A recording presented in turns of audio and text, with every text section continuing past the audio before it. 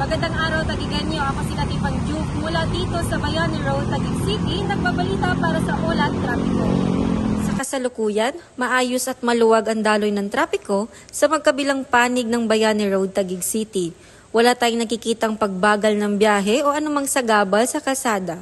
Ayon sa naka-duty na traffic enforcer na aming nakapanayam kanina, wala pong naitalang aksidente o anumang insidente mula kaninang umaga hanggang sa oras na ito.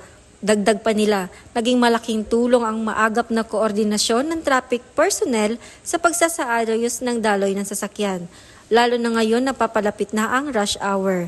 Nakabantay din ng ilang enforcer sa mga pangunahing intersection upang tiyakin na ligtas ang pagtawid sa mga pedestrian lane at ang maayos na pagliko ng sasakyan.